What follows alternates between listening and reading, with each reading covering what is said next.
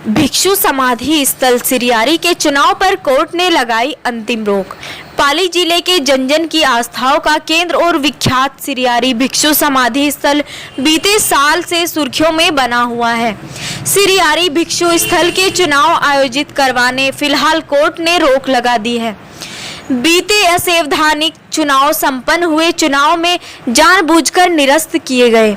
आवेदक कर्ता पवनी देवी बाफना के अधिवक्ता के द्वारा भिक्षु समाधि स्थल में होने वाले चुनाव पर रोक लगाने की अर्जी लगाई थी, जिस पर कोर्ट ने फैसला सुनाया और रोक लगाने का आदेश जारी किया।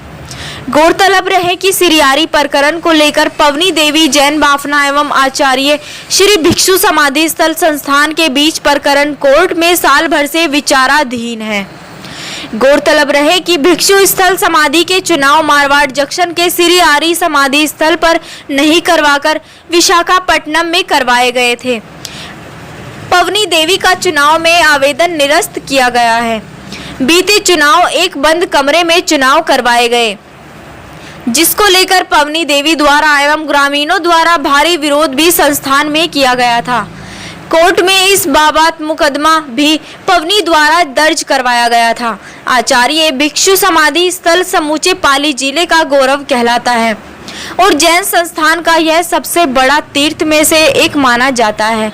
जन की आस्था का केंद्र यह भिक्षु स्थल आचार्य तुलसी जी जन्मस्थली होने की वजह से जैन संप्रदाय में पूजनीय स्थल माना जाता है। यहाँ चुनाव प्रकरण को लेकर बीते साल भर से घमासान चल रहा है और कोर्ट से मुकदमा विचाराधीन है।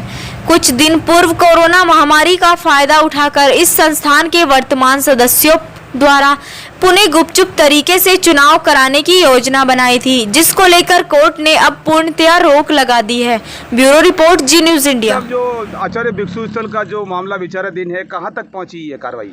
आचार्य भिक्षु समाधि स्थल सिरियारी का इलेक्शन 24/4/2018 को जो हुआ था, उसको प्रार्थी पवनी देवी बाफना निवासी कराड़ी ने कोर्ट में एक दावा पेश किया था कि ये जो चुनाव हुए हैं वो अवैधानिक हुए हैं और संविधान के अनुसार नहीं हुए हैं, जिसको कोर्ट में सुनवाई चल रही थी और ये मामला सुप्रीम कोर्ट तक भी पहुंचा है और सुप्रीम कोर्ट ने इसमें निर्णय दिया है कि भाई इस मामले की सुनवाई यथाशीघ्र जितनी जल्दी हो सके इसको निस्तारित किया जाए।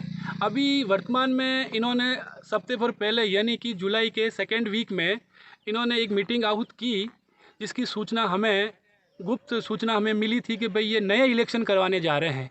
तो हमने न्यायालय में एक प्रार्थना पत्र प्रस्तुत किया CPC 151 का कि भाई अभी तक हमारा दावा और TI विचाराधीन है, उसके बावजूद भी नए इलेक्शन कैसे करवा सकते हैं ये कार्यकारिणी, क्योंकि ये कार्यकारिणी अध्यक्ष जो है अभी अवैधानिक है। हम इसको अध्यक्ष मानते ही नहीं है, क्योंकि संस्थान का जो मुख्य कार्यालय है वो सिरियारी में है और अपने राजस्थान सोसाइटी एक्ट के तहत रजिस्टर्ड हो रखा है पाली से, और ये एक्ट अपने राजस्थान में ही लागू है। और इन्होंने इलेक्शन जो करवाए वो विशाखापट्टनम में करवाए थे, उसको हमने चैलेंज किया है और न्यायालय ने 27/7 को हमारी बहस पे गौर किया था। और अभी जो वर्तमान जो अध्यक्ष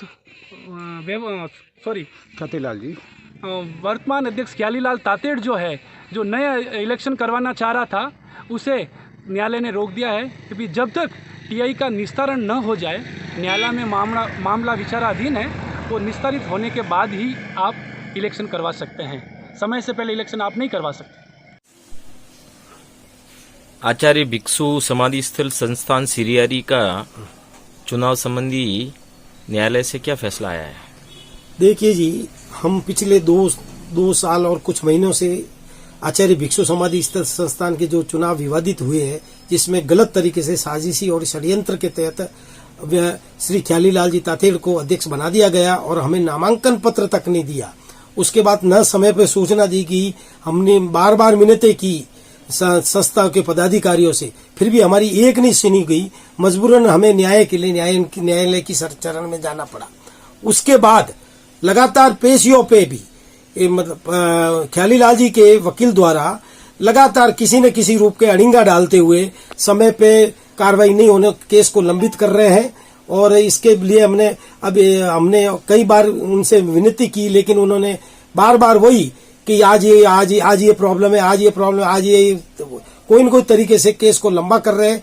इसलिए अब अभी वो चुनाव कराना चाहते थे, हमें जो सुना है, तो उसके बाद हमने न्यायालय में एक एप्लीकेशन लगाई कि भाई ये अगर चुनाव ही करा देंगे तो हमारे दावे का मकसद ही खत्म हो गया, उनका कार्यकाल ही थोड़े समय में खत्म हो जाएगा। तभी न्यायालय ने हमारी एप्लीकेशन पे, अर्जी पे गौर करते हुए ये आदेश दिया कि जब तक टीआई का फैसला अंतिम निस्तारण न हो जाए तब तक इस पे कोई तरह की संस्था की तरफ से कार्रवाई नहीं की जाए और उस पर रोक लगा दी गई है।